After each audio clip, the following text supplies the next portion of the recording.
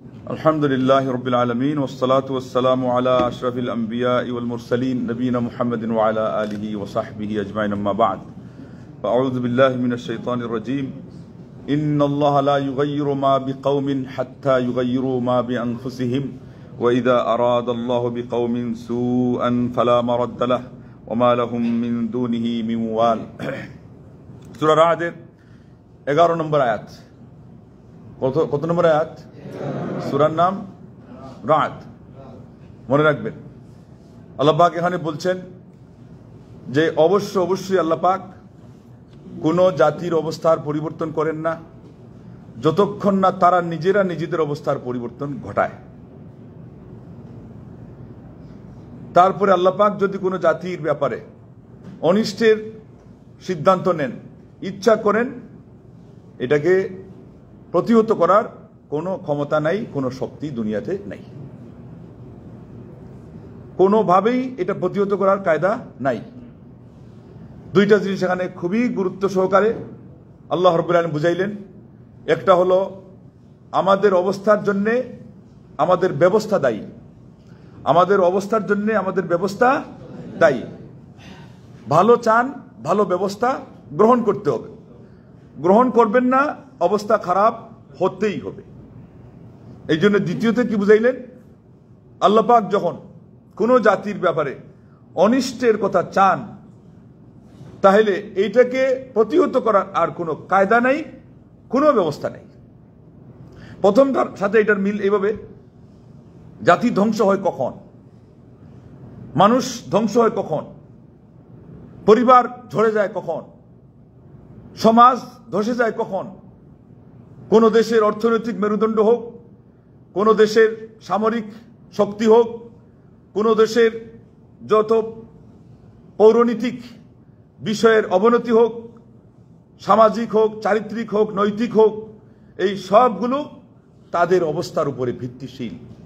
তারা যদি রক্ষণশীল না হয়, তারা যদি দায়িত্বশীল না হয়, তারা যদি সচেতন না হয় এবং যার যেটা দায়িত্ব সেটা ঠিকমতো আদায় না করে, ধ্বংস আসবেই আসবে, ঠেকানোর কোনো কায়দা নাই। এটাকেই আরেকজন তার ভাষায় বলেছেন, खुदा ने आज तक इस कौम की हालत ना बदली जिसको ना हो खुद ख्याल अपनी हालत बदलने का। আল্লাহ পাক আজ পর্যন্ত কোন জাতির অবস্থার পরিবর্তন করেন নাই যেই জাতির নিজেরই তার অবস্থা পরিবর্তনের ইচ্ছা নেই। এখন একটা ইচ্ছা আবার আছে অন্যরকম। আমরা সবাই উন্নত হতে চাই, আমাদের দেশকে প্রথম বিশ্বে পরিণত করতে চাই। পার্লামেন্টেও এই স্লোগান, মাঠে ময়দানের স্লোগান, মসজিদে ওয়াজ মাহফিলে সবাই দেশ স্লোগান, কিন্তু পরিবর্তনের সময় কেউ কারো একটুও পরিবর্তন করতে রাজি। এটা কি আরো বড় ধোঁকা কি ধোঁকা না? আল্লাহকে তো ধোঁকা দিয়ে কেউ পার পাবে না, আল্লাহ তো ঠিক মতো ধরেই ফেলবেন। আল্লাহ রাব্বুল আলামিন তো হিসাব পাই পাই করে তার নিয়ম অনুযায়ী চালিয়ে যাবে। এবং ইমাম গাজালি সহ ইসলামের ইতিহাসে কিছু রাজনীতিবিদ রয়েছে, তারা বলেছেন ইনসাফ যদি কোনো দেশে থাকে এটা কুফরি রাষ্ট্র হলেও আল্লাহ তাকে টিকিয়ে রাখবেন, আর বেইনসাফি যদি কোনো দেশে চালু হয়ে যায় এটা মুসলিম রাষ্ট্র হলেও আল্লাহ খাতির করবেন না, এটাকে ধসায়া দিবেন।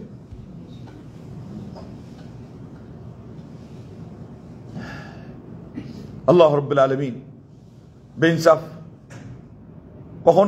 কখনো তিনি না, বেইনসাফকে তিনি পছন্দও করেন না। এবার আমাদের যেই সমস্ত কারণে ধস নামছে এগুলোর কিছু আমরা আলোচনা করি। এটা তো ইঙ্গিতে বুঝেই গেলেন। আরেকটা হলো যে আজকে আমাদের সমাজে যে পাপ হচ্ছে, আপনি যে ওয়াজ করেন, আমিও ওয়াজ করি, আবার আমাদের সমাজে একটা কথা আছে, প্রবাদ আছে যে চুরের মায়ের বড় গলা আর চুর শুনে না ধর্মের কাহিনী। এগুলোকে আমাদের সমাজে চালু আছে না নাই? মাইজ ইবনে মালিক আল আসলামী রাদিয়াল্লাহু তাআলা আনহু এবং ইমরা গামিদিয়া, এই দুইজনের কাহিনী লম্বা করে বলা সময়ে কোলাবে না, কিন্তু সংক্ষেপে এটাই বলতে চাচ্ছি। তিনি নিজে পাপ করে ফেলেছেন, বেবিচার হয়ে গেছে। আল্লাহর নবী সাল্লাল্লাহু আলাইহি ওয়াসাল্লাম কাছে বলছেন, ইয়া রাসূলুল্লাহ তাহহিরনি, আল্লাহর নবী আমাকে পাক পবিত্র করেন। একবার, দুইবার, তিনবার আল্লাহ নবী মুখ ফিরে পেলেন, বললেন যে আমার মাইজকে তোমরা ঠেকাও, সে কি পাগল নাকি? কারণ নিজের থেকে এটা আশা করার দরকার নাই, পাপ হলে তওবা করলেই হয়ে যায়। কিন্তু নবী সাহাবী বুঝতে পেরেছেন যে তওবা করলে তো হতেও পারে, কিন্তু নাও হতে পারে। আমি আল্লাহর কাছে যদি মাপ না পাই, এই দুনিয়াতে বেঁচে থেকে আমার কি লাভ? আমি দুনিয়া থেকে চলে যেতে চাই। এরপরে বলছেন আকিম আলাইয়া হুদুদ আল্লাহ, হে আল্লাহর নবী সাল্লাল্লাহু আলাইহি ওয়াসাল্লাম, আমি যে পাপটা করেছি এই পাপের জন্য একটা দণ্ডবিধি আছে, আল্লাহর সেই দণ্ডবিধি আপনি আমার উপর বাস্তবায়ন করুন। আল্লাহর নবী সাল্লাল্লাহু আলাইহি ওয়াসাল্লাম সেই নবী না, পাঠাইলেন তার মহল্লায় মানুষকে, তোমরা খবর দাও এই মাইজ কি পাগল কিনা। পাগল যদি হয়ে থাকে তাইলে সে প্রলাপ বকছে, আর যদি প্রমাণিত হয় যে সে পাগল না, তাইলে সত্যিই সে এই অপরাধী। তারপরে এটা জানার পরে, নিশ্চিত হওয়ার পরে আল্লাহ নবী সাল্লাল্লাহু আলাইহি ওয়াসাল্লাম তার উপরে সেই বেবিচারের যেটা দণ্ডবিধি জারি করলেন। জারি করার পরে আবার এখন একজন এসে নাক ছিটকাচ্ছে। আমাদের সমাজে দেখেন দুই দিকেই গ্যাপ আছে। মাইজ রাদিয়াল্লাহু তাআলা আনহুর মতো ইমানের অনুভূতিতে কেউই নাই। আমি যদি বলি কথা একেবারে 100 সত্য। কেউ গিয়ে ধরা দিবে, কেউ 2 পয়সার খেয়ানত করে ধরা দিবে আমি এটা করছি, আস্তে আস্তে করে হয়তো দিয়ে চলে আসবে, কিন্তু মানুষের সামনে যেখানে যে শাস্তির সম্মুখীন হওয়া লাগবে ওখানে কিচ্ছুই বলবে না। যদি কোনো সুযোগ নাও থাকে, ওই নিজেই খুঁজবে আল্লাহ আরহামুর রাহিমিন, আল্লাহ মাফ করবে, আমি রাতের অন্ধকারে তাহাজ্জুদ পড়ে তওবা করি। কিন্তু নবীর সাহাবী তাদের কাছে ইলম আমাদের চেয়ে আরো বেশি ছিল। কোন পথে আল্লাহ ক্ষমা করবেন, আল্লাহ নবী সাল্লাল্লাহু আলাইহি ওয়াসাল্লাম তাদেরকে সরাসরি গাইডলাইন করেছেন, কিন্তু না, নিশ্চিত পথ তারা খুঁজেছেন। এই জন্য দণ্ডবিধি জারি হইতেই হবে, এছাড়া তার মনে শান্তিই নাই। কিন্তু ওই যে বললাম বিপরীত মানুষ, এখন একজন এসে বলতেছে এই কামটা এই লোকটা করলো, নবীর যুগে নবীর সাহাবী এই কামটা করলো, তখন এর নাক ছিটকাচ্ছে। তখনই আল্লাহ নবী সাল্লাল্লাহু আলাইহি ওয়াসাল্লাম বললেন যে তোমরা আমার সাহাবীকে নাক ছিটকায়ো না। আমার সাহাবী যে আল্লাহ ভীরুতার পরিচয় দিয়েছে, লাউ লাকাদ তাবা তাওবাতান লাউ কুসিমাত আলা উম্মাতিন লাউ সিআতহুম, আমার এই সাহাবী একা এমন একটা তওবা করেছে, এমন গভীর তওবা করেছে, এমন সিরিয়াস তওবা করেছে, এমন আল্লাহর পছন্দসই তওবা করেছে যে একটা তওবা পুরো একটা জাতির মধ্যে ভাগ করে দিলে পুরা জাতির জন্য ওই তওবা যথেষ্ট হতে পারে। আপনার আমার তওবা মিয়া, আমার তওবা আমার জন্য যথেষ্ট হচ্ছে না, আপনারটা আপনার জন্য যথেষ্ট হচ্ছে না, আপনার নিজের জীবনের আংশিক তওবা করাটাই সম্ভব হচ্ছে না। তওবা করতে গেলে যে শর্ত নিজেকে অনুসূচিত করা, সেটাই আমাদের মতো ঠিক মতো হচ্ছে না। তারপরে প্রতিজ্ঞাবদ্ধ হওয়া দৃঢ়তার সাথে আল্লাহ এই কাজ আর করবো না, সেটাই সম্ভব হচ্ছে না। ঘৃণা বড়ে সেই কাজকে ছেড়ে দেওয়া, কিয়ামত পর্যন্ত আল্লাহ যে আয়ু দে, আর এই পাপটা আরো বেশি আকর্ষণীয় হয় যে এটা ছাড়া আমি বাঁচবো না, তারপরে আমি এদিকে বুকক্ষেপ করবো না, কারণ আমি যে বাঁচবো না এটা শুধু একটাই জিনিস, সেটা হলো আল্লাহর কাছে যা আছে, যে জান্নাতে যে নিয়ামত আছে, এটা দিয়ে আমার কিছুই হবে না। কিন্তু আজকে বিধর্মীরা সাক্ষী দিয়েছে যে আমাদের যে অবস্থা, পরাজয়ের অবস্থা। পাঠিয়েছে প্রতিনিধি ওই সময়কার নিয়ম অনুযায়ী, গিয়ে বলছে যে এদের যুবকদের অবস্থা আমার কাছে বিবরণ করো। কতটা হয়তো খবর নিয়েছে, পাঠাইছে একটা, ওখান থেকে রিপোর্টটা এসে যাবে। ওই ভাতে একটা টিপ দিলে আমরা পুরা ডেগের খবর পাই। তারপরে রিপোর্ট দিয়েছে যে এখানে একটা ছেলে কাঁদতেছিল, বলে তো কি করছে, কেন কাঁদছে? বলে আমি জিজ্ঞাসা করলে সে বলছে আমার গত রাত তাহাজ্জুদ কাজা হয়ে গেছে। ওই দেশের বাদশা বলছে তার সেনাবাহিনীদেরকে, বলছে আরো অপেক্ষা করো, সময় এখনো অনেক বাকি, দিল্লি বহুত দূর হ্যায়। বলে আমাদের প্রস্তুতি পুরা, আমরা একেবারে জনবল, অস্ত্রবল, আমাদের ট্রেনিং, এই দেশে যে পরিমাণ তার যা কিছু আছে, আমরা তো পুরা বিশ্বাস আছে আমাদের জয় করে ফেলবো। বলে না, হবে না। যেই দেশে একটা যুবক এমন আছে যার তাহাজ্জুদ হওয়ার পরে সে কাঁদতে পারে, এই দেশে মানুষ যতই কম হোক, শক্তি সামন্ত নাই থাক, আর আমার যা কিছু থাক, এটা দিয়ে হামলা চালিয়ে আমার সব কিছু নষ্ট করা ছাড়া কোনো কায়দা নেই, সেখানে কাজ হবে না। আরো কয়েক বছর পরে রিপোর্ট আসছে যে এই দেশে একটা ছেলে যুবক দেখলাম কাঁদতেছে। আমি জিজ্ঞাসা করলাম কেন কান্দিস? সে বলল যে আমার প্রেমিকার আংটি পানিতে পড়ে গিয়েছিল, আর আমি পুরা পানি হাতড়ায়া পাতড়ায়া তার আংটিটা তুলে দিতে পারলাম না, এই ব্যর্থতার কারণে আমি কাঁদতেছি। স্ত্রী না, মা না, বোন না, ওই প্রেমিকা, এখন আপনারা যেটা বলেন গার্ল ফ্রেন্ড। এটা এখন উর্বর ভূমি বাংলাদেশ হয়েছে কি হয় নাই? সারা পৃথিবীতেও হয়েছে, এখানেও হয়েছে। এবং দ্বিতীয় বৃহত্তম মুসলিম দেশ হিসাবে সবচেয়ে কম হওয়ার, কমের দিক থেকে দ্বিতীয় হওয়ার কথা ছিল, সেই দিক থেকে কমে না, অনেক আগে। টিকটকারদের সংখ্যা কোন দেশে বেশি আমি তো জানি না, মানে আরো কোন দেশে এত আছে, এত বেসামাল ভাবে, এত বেহায়াপনার মাধ্যমে কি পুরুষ কি মহিলা কি কম বয়সের, কি বড় বয়সের, কি বিবাহিতা, কি অবিবাহিতা, কি বিবাহিত, কি অবিবাহিত, এগুলো কিসের প্রমাণ দেয়, এগুলো কিসের জানান দেয়? আল্লাহর সাহায্য খালি মানে এই বর্ষণ হবে এই দেশে নাকি? আল্লাহ রাব্বুল আলামিন আমাদেরকে ধ্বংস যে করেন নাই, পুরা জাতি, পুরা দেশ এবং প্ল্যানিং এর যে দুরবস্থা। ঢাকা শহরের আজকে আসার সময় ইঞ্জিনিয়ার সাহেবের সাথে কথা হচ্ছিল, রাজুক আর যেই হোক, যেটাই থাক না কেন, যেই পক্ষের কাছে আপনি যান, ফাইল দেওয়ার সময় দ্বিতীয় আরেকটা ইন্টারেস্টের ফাইল দিয়ে দিবেন, সব পাস হয়ে যাবে। আমি বললাম এটাও চিন্তা করে না যে এই শহরের এক কোনায় হলে তারও তো একটা বিল্ডিং আছে, অন্যদের বিল্ডিং ধসলে তারটা তো পাবে বলে এই জাতি এটা চিন্তা করে না। কথা বাস্তব না অবাস্তব? এই জাতি নিজের স্বার্থের কথা যতটুকু চিন্তা করে ততটুকু ভবিষ্যৎ দেখে না, জাতিকে দেখে না, তার পাশের লোকটাকেও দেখে না। তাইলে এই জাতি হলো মুরগের মতো, মুরগির মতো। এই জাতি হাতি হবে কবে? এই জাতির বিজয় আসলে যেদিন হাতি হবে, যেদিন উট হবে, আকাশের দিকে তাকাবে, আল্লাহর দিকে তাকিয়ে সাহায্য কামনা করবে আর বুক ফুলিয়ে শির উঁচু করে চলবে শুধু আল্লাহর সাহায্যের আশায়। আজকে এই জাতি মুরগের মতো যেখানে হয়ে গেছে, মুরগ তার দুইটা ঠ্যাং ছাড়া কোনো দিকে তার দৃষ্টি যায় না, খালি আমার ঠ্যাং কোথায়, বাঁচলো কি বাঁচলো না। এই জাতি বাবা চাচা আপন যান বাঁচা আর নিজের স্বার্থ আর খাই যদি করতে থাকে, এই জাতি যে আছে এখন পর্যন্ত আল্লাহ ধ্বংস করেন নাই সমূলে এবং সারা দেশ সহ। এটাই আল্লাহ রাব্বুল আলামিনের অনেক অনুগ্রহ। আল্লাহকে বলেন আলহামদুলিল্লাহ। আমি তো আগে বলে ফেললাম পরেরটা, তো এটা ভালো যেহেতু এটাতে আপনাদের টাচ হবে, কিন্তু আসল ঘটনা হলো আরো আগে। ইমাম যাহাবী রাহিমাহুল্লাহ ইসলামের ইতিহাসের বিশ্বকোষ যদি কোনো কিতাবের নাম দিতে হয়, তার নাম সির আলামিন নুবালা।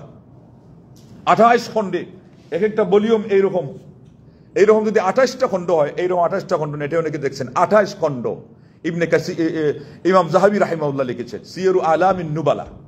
তার থেকে নিয়ে নবীর যুগ থেকে না, মোটামুটি ওখান থেকেই ধরেন তার জীবন পর্যন্ত আলেমদের জীবনী। আর একজন মুহাদ্দিস বলছেন যে তার স্মরণ শক্তি এমন ছিল, তাকে একটা পাহাড়ে যদি দাঁড় করিয়ে দেওয়া যায়, বাবা আদম উনি সহ, ওনার সন্তানরা ইনি সহ, আজ পর্যন্ত ইমাম যাহাবী সহ এদেরকে পাহাড়ের নিচে দাঁড় করিয়ে দেওয়া যায়।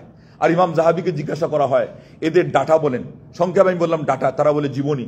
আপনি ডাটাটাই নেন, শুধু নাম, জন্মসন, পিতা, আরো কিছু আছে না, কিছু মহল্লা, এটা স্যার ডাটা হবে? বলছেন বাবা আদম থেকে নিয়ে ইমাম যাহাবীর যুগ পর্যন্ত 6ষ্ঠ শতাব্দীর মানুষ, সারা পৃথিবীর সকল আলেম উলামাদের ডাটা যদি তাকে বলতে বলা হয়, ওই পাহাড়ের চূড়াতে দাঁড়িয়ে সারা পৃথিবীর সকল আলেমদের জন্ম সন, মৃত্যু সন, তার বিশেষ তার জীবনের সাথে যেই সম্পৃক্ত পরিচয়পত্র, এগুলো তিনি একা সব মুখস্থ বলে দিবেন একই বৈঠকে। কিন্তু একই বৈঠকে সম্ভব হয় না, কত যুগ লাগবে? এই আলেমের কিছু অনুমান পাওয়া গেছে। সেই আলেম সির আলামিন নুবালায় বলেছেন, ইমাম আল্লাহ নবীর সাহাবী আবু দারদাকে বলে যে তিনি হলেন হাকিমুল উম্মাহ। আল্লাহ নবীর সাহাবী আবু দারদা হলেন হাকিমুল উম্মাহ। আমাদের সমাজেও কিন্তু অনেকেই আছে হাকিমুল উম্মাহ নামে পরিচিত, আছে না ভাই? হাকিমুল উম্মাহ নামে আমাদের সমাজে কার পরিচিতি আছে, কার জানা আছে কোন দেখি?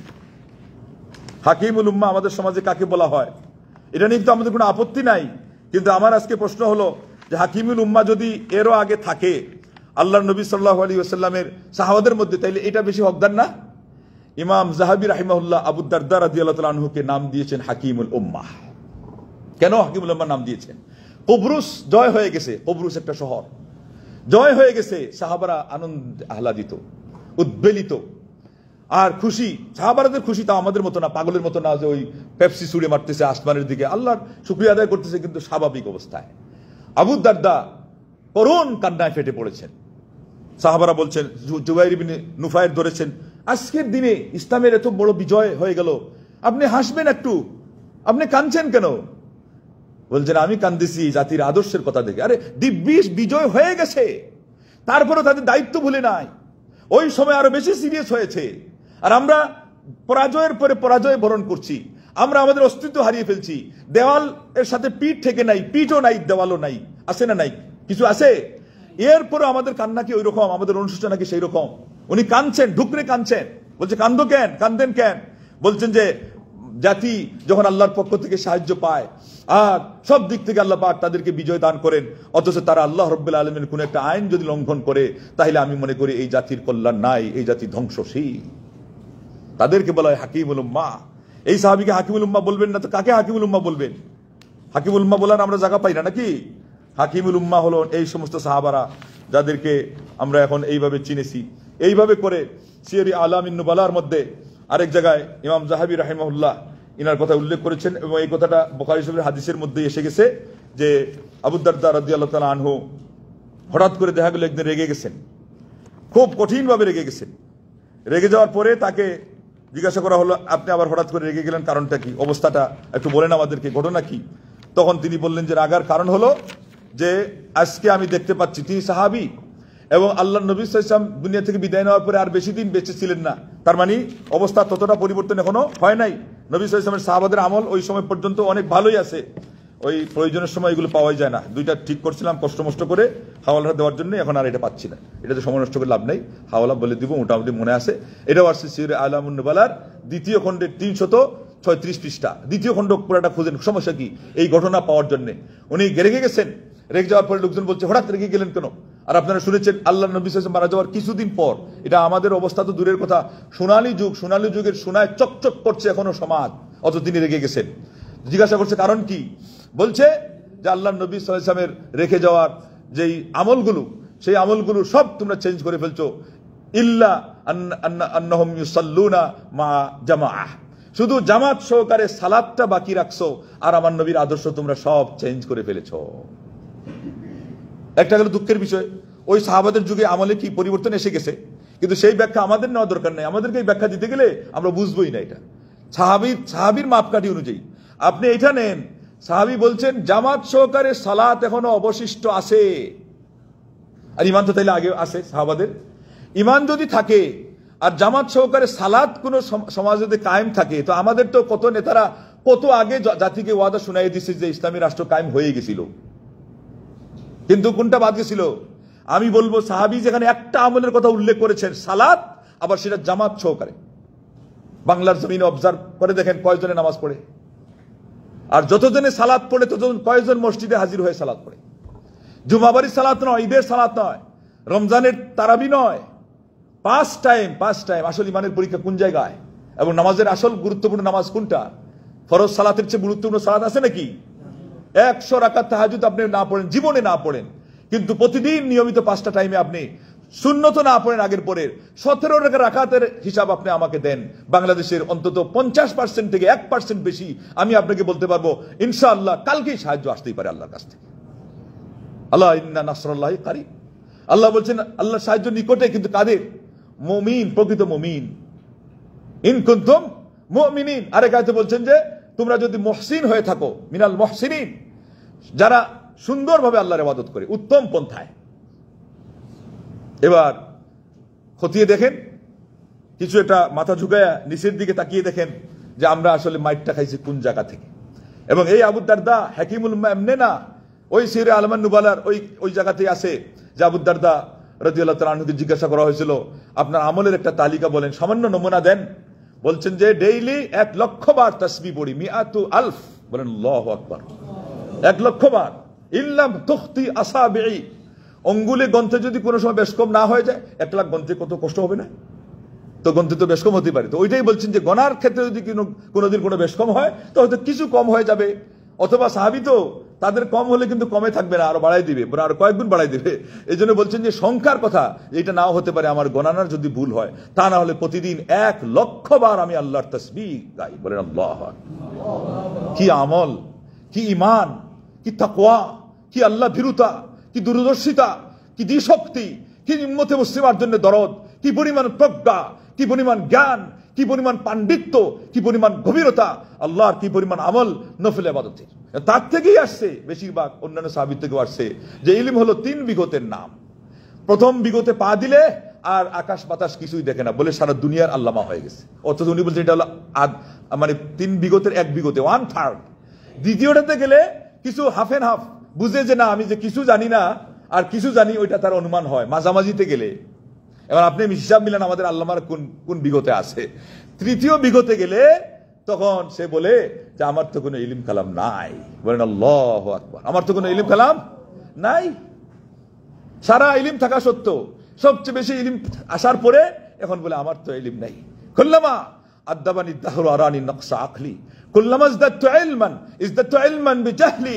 ইমাম শাফি রাহিমাহুল্লাহর মতো পণ্ডিত মোহরুহী ইমাম শাফির মতো আপনার সব্যসাচী, শুদ্ধচারী এবং জীবন কাঠি এবং উম্মতে মুসলিমার পরবর্তী যুগের একজন দার্শনিক ইমাম, জ্ঞানের এত মহা রুথি যে এরপরে আর পাওয়া যায় না তার কোনো নজির, তার কোনো উপমা।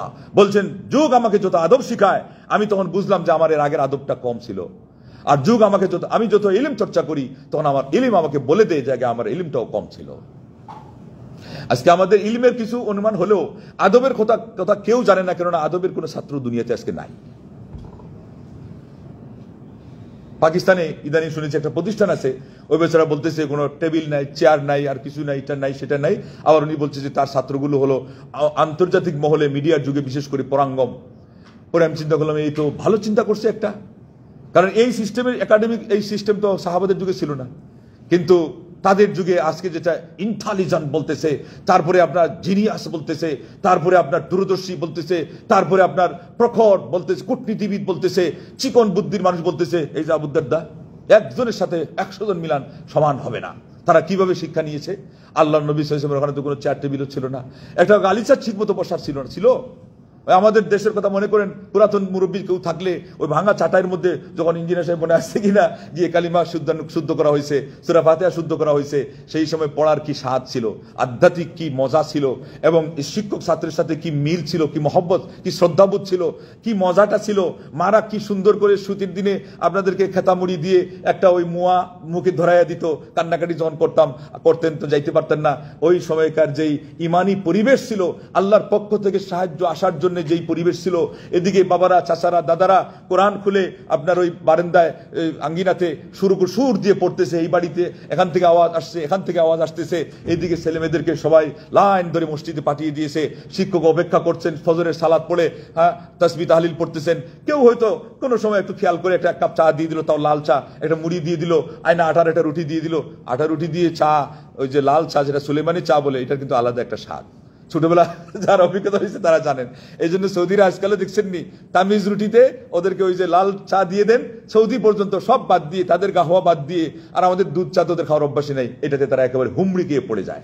আল্লাহু আকবার। তো এটা ইমানি স্বাদ।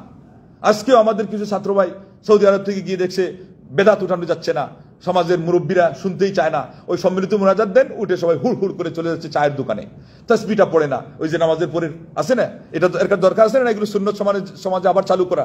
এগুলো করলে তো সাহায্য আসবে, বুঝতেছেন কি? চিন্তা কোন দিকে ঘুরাচ্ছে?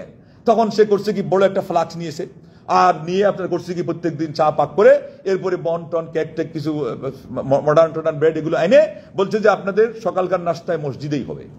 বলে তাই নাকি? বলে হ্যাঁ। বলে একটা কাম আছে, খালি সাথে একটা কাজ করতে। বলে কি?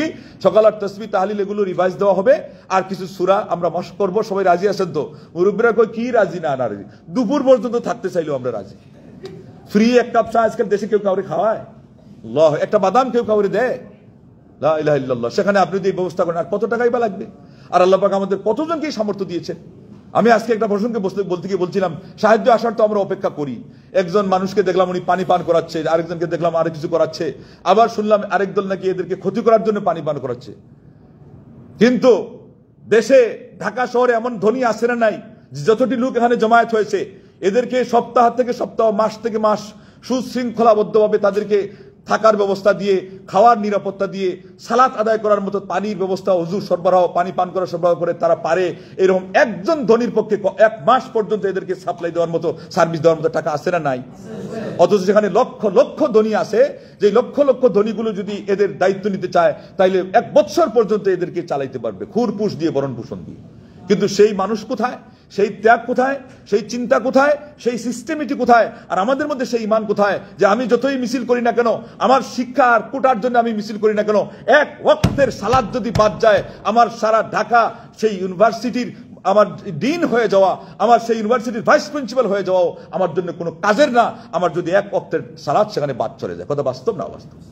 কিন্তু কয়জন ওই কনসেপ্ট নিয়ে আমরা আন্দোলনে নেমেছি? কয়জন সেই চিন্তার মানুষ আমরা সেখানে পেয়েছি? এবং আসলেই নামার আগে এত বড় একটা সেই মিশন চালু করার জন্য, এত বড় একটা অভিযান সফল করার জন্য যেই প্ল্যান প্রোগ্রাম আমরা কতটুকু আমরা দেখতে পেয়েছি? অগোছালো কাজ। 5ই মেতে 2013-তে আপনারা দেখলেন একই ঘরানার, কওমি ঘরানার আলিমদেরকে ভাগ্যিস বেঁচে গেছে ওরা, যে ওখানে তো মারা বাচ্চাদেরকে দিয়েই আল্লাহর নামে দিতে, কথাটা ঠিক না বেঠিক? খবরই নেয় না, এই জন্য এরা হিসাব নিকাশ নেয় নাই, বলছে আমরা আল্লাহর রাস্তায় দিয়েছিলাম, আমাদের ছেলে চলে গেছে, আমরা খুশি। যদি তদন্ত চালানো হতো ঠিক মতো, আর ওরা যদি অধিকার চাইতো, তাইলে কত মামলা যে লটকে থাকতো সরকার সহ। আর সরকার তো এখন তো লটকে এমনি আছে আল্লাহর কাছে, যে অপরাধ করছে মানুষ যদি না দেখে, রাতের অন্ধকারে এদেরকে ব্রাশ ফায়ার করে এরপরে মুছে ফজরের আগে আপনি পাঠাই দিলেন বঙ্গোপসাগরে অথবা আরো কোনো জায়গায়, চিটাগাঙ্গের কোন পাহাড়ের পাদদেশে, আল্লাহ দেখছেন না? আল্লাহু আকবার, আল্লাহু আকবার। কিন্তু আমার এখানে বলা উদ্দেশ্য ছিল যে ওই জায়গাতে এই অভিযানটা সফল হয় নাই। সমানে কচু কাটার মতো করে মানুষ শুয়াইয়া দেওয়া হয়েছে। কেন?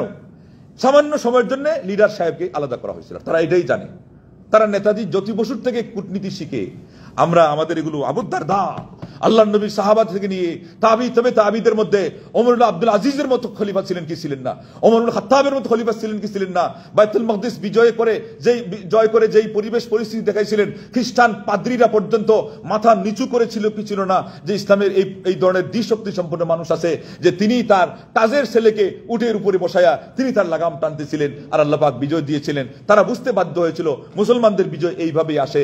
আর তারা এটাও বুঝেছিল যে মুসলমান যতদিন এই আদর্শের উপরে থাকবে, যে সেখানে আশরাফ আতরাফের ভেদাভেদ নাই, সেখানে কে আমির আর কে ফকির তার ভেদাভেদ নাই, সেখানে কে চালক আর কে চালিত তার ভেদাভেদ নাই, সেখানে কে রাজা আর প্রজা তার কোনো ভেদাভেদ নাই, সেখানে কে প্রধানমন্ত্রী মিনিস্টার আর কে চেয়ারম্যান মেম্বার আর কে আপনার পার্লামেন্ট সদস্য আর কে সাধারণ একজন একটা মানুষ না হয় সে জঘন্য অপরাধী, তার মধ্যে কোনো অধিকারের দিক দিয়ে পার্থক্য নাই, ততদিন পর্যন্ত ইসলাম এবং মুসলমানদেরকে দিয়ে পারা যাবে না। আজকে তারা দেখতেছে কোনটা? আজকে দেখতেছে ওরে বাবা, এরা তো আমাদের চেয়ে আরো খাই, এরা আমাদের চেয়ে আরো স্বার্থপর, এরা আমাদের চেয়ে আরো বাস্তব খারাপ। আসলে তাই ঘটেছিল। মুসলমানদের মধ্যে যদি খারাপ হয় তো দুধ খারাপ হলে যেমন হয় না, তাই হয়। খারিজিদের আমলে একটা খারিজি, তার সাথে যে লোক বেয়াদবি করেছিল, ওই মানুষটাকে সে শাস্তি দেওয়ার জন্য বলছিল, তার একটা সেখানে ক্ষমতা ছিল যে আমি তাকে জবাই না করে জীবিত রেখে তার চামড়াটা তুলবো। ইহুদি বলছে না না না না, এটা তো হবে না, এটার সাথে আমি একমত হবো না। খারিজি বলছে, খারিজি যার সালাত এবং সিয়ামকে আল্লাহ নবী সাল্লাল্লাহু আলাইহি ওয়াসাল্লাম বলছেন সাহাবাদের সালাত এবং সিয়ামের সাথে তুলনা করলে ওটাকে ভালো মনে হবে।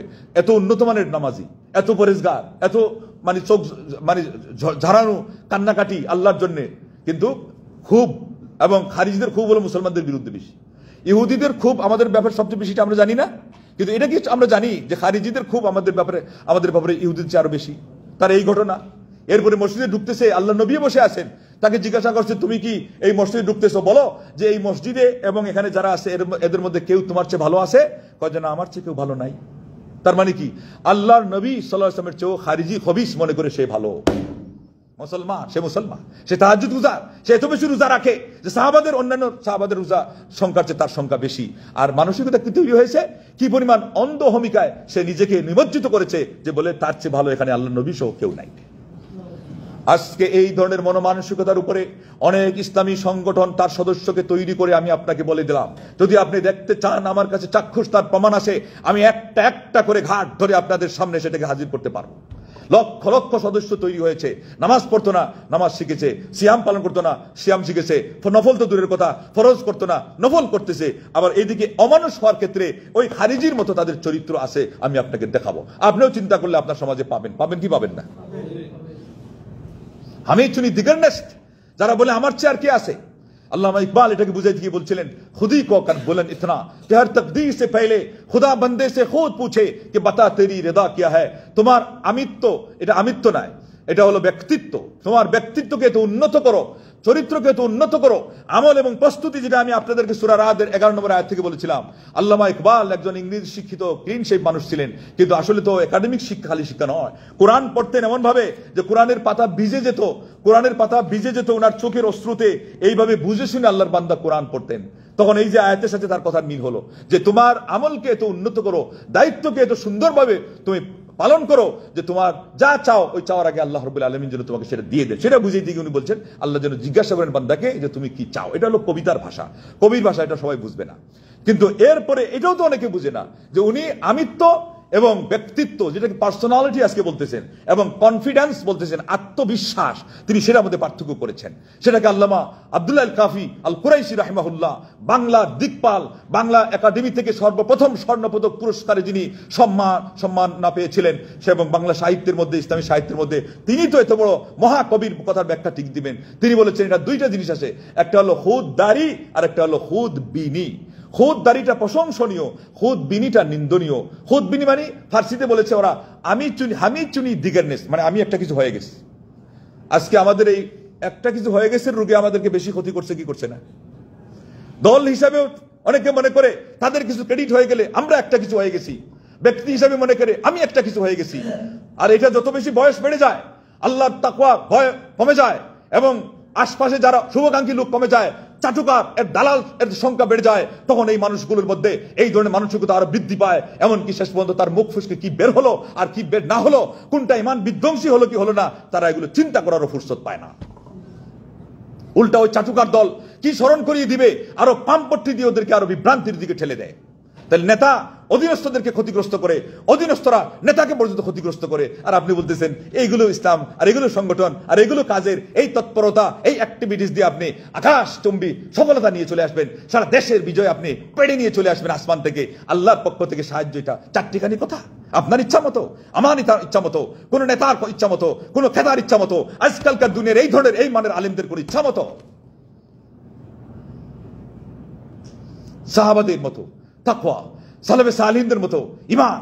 এবং আল্লাহ পাক বলেন দুইটা শর্ত ঠিক হয়ে গেলে, ওয়ালা আন্না আহলাল কুরআন আমানু ওয়াত্তাকাউ লাফাতাহনা আলাইহিম বারাকাতিম মিনাস সামাই ওয়াল আরদ। যদি ঠিকমতো আমরা ঈমান আনতাম, যদি আল্লাহকে ভয় করে চলতাম, আমার আল্লাহ বলছেন তোমাদের স্থায়িত্ব, স্থাপনা, স্থিতিশীলতা, এগুলো কি বলতেছো তোমরা, কি চিন্তা করতেছো, এগুলো তো হইতোই, এর উপরে সোনায় সোহাগা হইতো। উর্দুতে বলে দিন দুগনি রাত চুগনি উন্নত। আমাদের উন্নতির সেই ধাপে ধাপে উন্নতি হয়ে সারা বিশ্বের মধ্যে আমরা প্রথম বিশ্বে উপনীত হয়ে, উন্নীত হয়ে সারা পৃথিবীর মধ্যে আমরা রাজত্ব চালানোর মতো ক্ষমতা আল্লাহ পাক আমাদেরকে দিবে। ওয়াদাল্লাহু আল্লাযিনা আমানু ওয়া আমিলুস সালিহাতি মিনকুম লা ইস্তাখলিফান্নাহুম ফিল আরদ। এই আয়াতটা ভালো করে পড়েন, ওখানে তাকওয়া আর এখানে হলো আমলে সালেহ, এই দুইটাই একই জিনিস। যার অন্তরে আল্লাহর ভয় আছে সে অবশ্যই ভালো কাজ করবে, খারাপ কাজ থেকে বিরত থাকবে। আর যদি খালি কথায় বলে যে আমি আল্লাহকে ভয় করি, কুম্ভীর আশ্র ঝরায় আর ওইদিকে মানে আল্লাহকে ঠিকমতো ভয় করে না, ওটা মুনাফিক। ওই চোখ যে পানি চড়তেছে এটা হলো মানুষকে আরো ধোঁকা দিবে, এবং আমাদের সমাজে আজকে তাই হচ্ছে। অনেক বক্তা, অনেক নেতা অগ্নি মানে ঝরা বক্তব্য দেয় এবং চোখ জুড়ে অশ্রু ঝরানোর সে কান্নাকাটিও করে মানুষের সামনে, কিন্তু এগুলোতে বেশিরভাগ শেষ পর্যন্ত জনগণ বিভ্রান্ত হয়, সেও ক্ষতিগ্রস্ত হয় যে হ্যাঁ আমার তো কাজ হয়ে গেছে, আমি কামিল হয়ে গেছি, কিন্তু সাহাবাদের মতো ইমানের কিয়দাংশ পর্যন্ত জন্ম নেয় না। তাহলে সাহাবাদেরকে আল্লাহ যেভাবে সাহায্য করেছিলেন, ওই সাহায্য আমাদেরকে ধরাও দিবে না, দেখাও দিবে না। মুসলিম ইবনে ইয়াসার একজন তাবী, এটাও সিরায়ে আলামুন নুবালায় আসছে, চতুর্থ খণ্ডে বা ওই দ্বিতীয় খণ্ডেই 500 পৃষ্ঠার প্লাস ওই দিকে গেলে পাবেন। ঘর জ্বলে গেছে, ঘরে আগুন লেগে গেছে, অন্যান্য লোকজন এসে সে আগুন নিভিয়ে দিয়েছে, ঘর আগুন ধরা, এরপরে উদ্ধার করা, সব হয়ে গেছে। উনি সালাতের মধ্যে আছে, ওই ঘরেই সালাত শেষ হওয়ার পরে বলছে কিছু জানছেন আপনি কি হয়েছে?